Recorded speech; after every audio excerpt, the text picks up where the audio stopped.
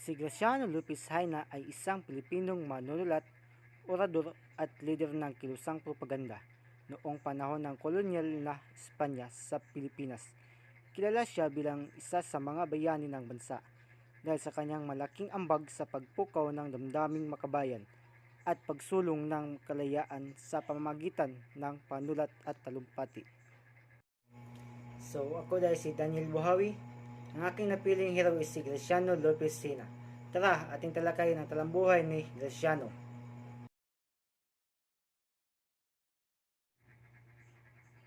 Ipinganak si Lopez Haina sa Haro, Iloilo, sa ilalim ng pananakop ng Espanya.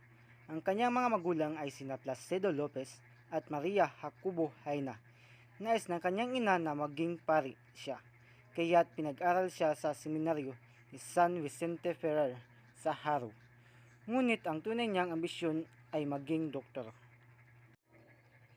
Nag-aral si Graciano sa seminaryo ng Haro upang maging pari. Ngunit kilaunan ay tumigil at nag-aral ng medisina. Hindi siya nakatapos ng kursong medisina dahil sa kakulangan ng pondo.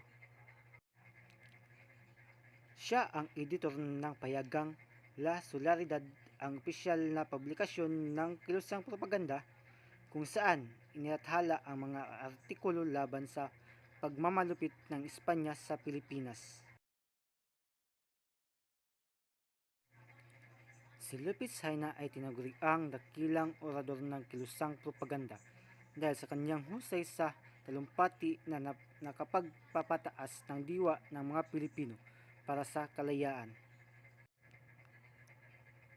Isa siya sa mga nanguna sa kilusang ito kasama sina Jose Rizal at Marcelo H. del Pilar. Layunin ng kilusang propaganda na itaguyod ang reforma sa ilalim ng pamahalaang Espanyol tulad ng pagkakapantay-pantay ng mga Pilipino at Espanyol.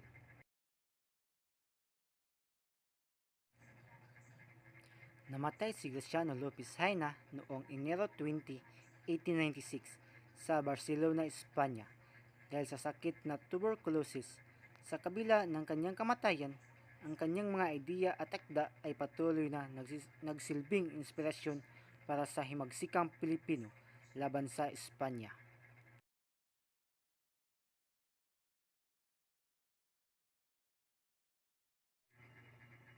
Si Graciano Lopez Haina ay huwaran ng pagmamahal sa bayan, paninindigan sa prinsipyo at kahusayan sa pagpapahayag.